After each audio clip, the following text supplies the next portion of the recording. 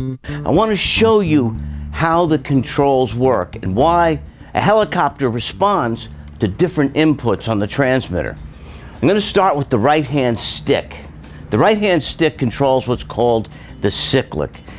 And that simply is when the main rotor turns a full cycle. That's why they call it the cyclic. The cyclic feeds in different amounts of pitch in the rotor to make the helicopter move right, left, forward, and back. And these are all elements of cyclic control. You have right cyclic, left cyclic, forward cyclic, and back cyclic. Now, I'm going to feed in right cyclic only, and the helicopter moves to the right. I'll feed in left cyclic, and the helicopter moves to the left. Same thing with forward cyclic and rear cyclic. Now, when the helicopter's moving forward, more pitch is fed in back here to give more lift in the back of the cycle of the main rotor, and the helicopter will move forward.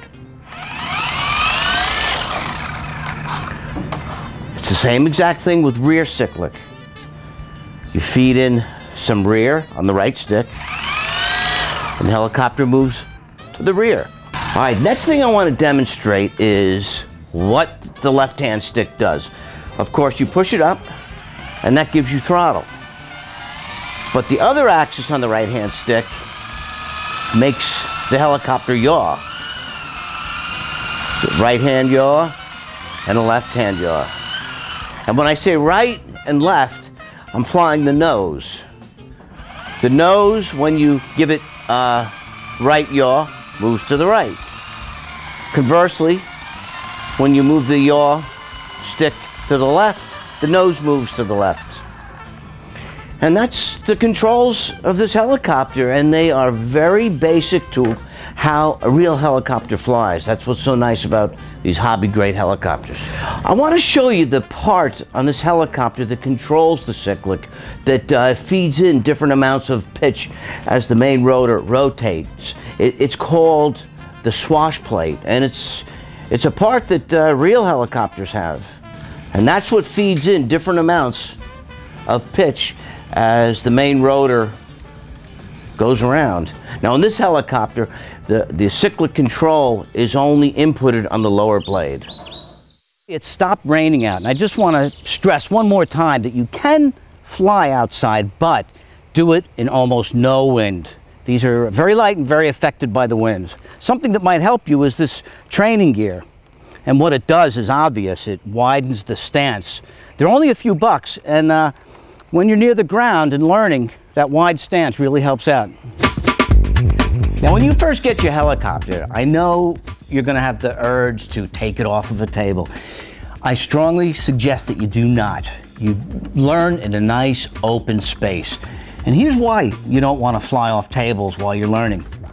When a helicopter gets close to the ground, it's in what's called ground effect. And that's nothing more than the rotor blast hitting the ground and bouncing back up. And when you're first learning, you know, you're going to be feeling out the controls. And you might get to this point. And look what happens. It's, oops, you have all this ground effect on this side and none over here. So until you become a little bit familiar with the controls, I'd say a couple days at least, stay away from tables.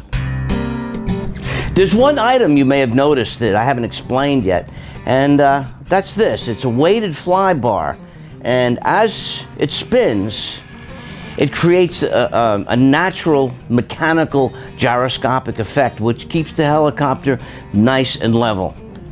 And once again, understanding what all these things do, all these controls, it'll make you a better pilot if you understand what they do and why they do it.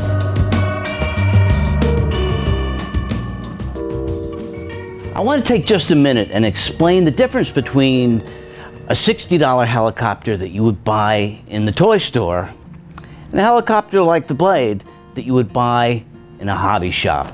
You know, $150 to $200. But it's an investment. You'll have it for a long time.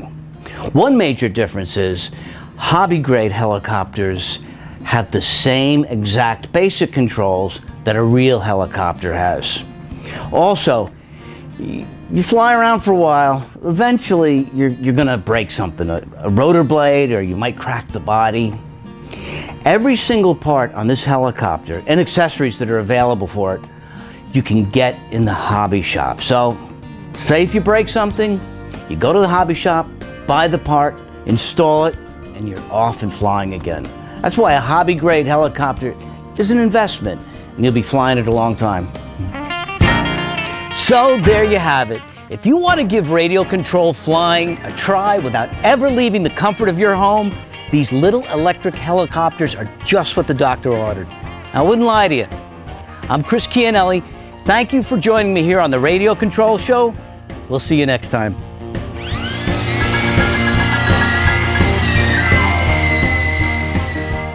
For more information on the Radio Control Show and on the products used in this episode, go to modelairplanenews.com. Next time on the Radio Control Show, RC vehicles of all types and all ready to run.